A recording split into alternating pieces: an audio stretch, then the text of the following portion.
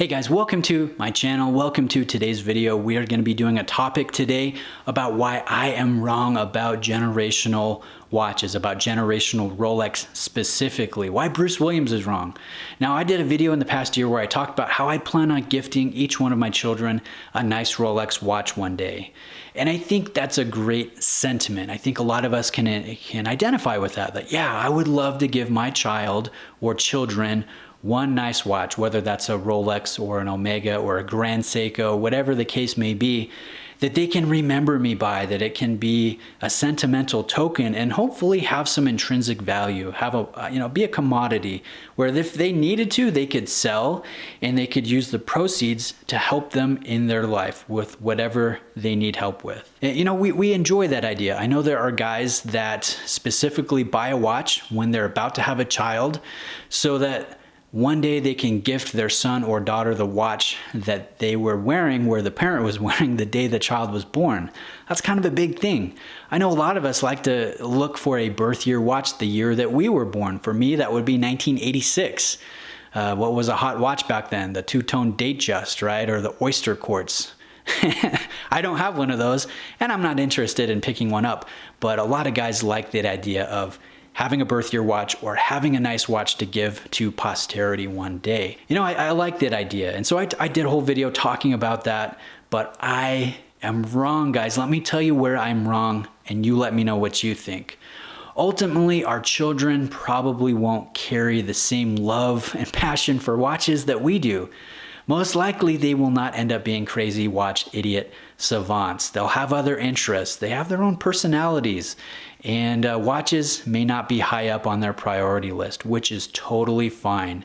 Generally, we don't share the exact same interests and passions as our parents.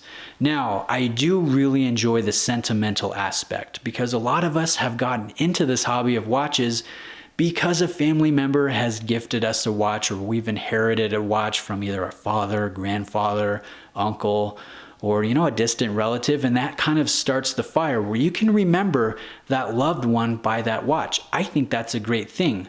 Here's what I think. I think we need to separate the intrinsic value, the things that could help our posterity one day monetarily, with the sentimentality token of it. So what do I plan on doing?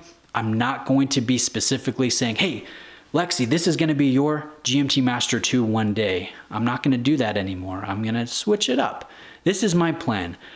Instead of a watch, instead of a Rolex, I'm going to open a bank account in their name, and every year I'm going to put $1,000 in their bank account, each one of my kids. And honestly, with YouTube revenue, I can easily do that. It's not going to be a burden.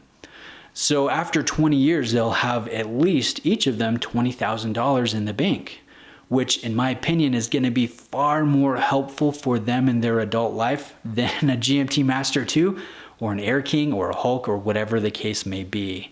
They can use that money to pay off student loans, go to college, start a business, buy a home, put in 401k, whatever the case may be that they might need that money for.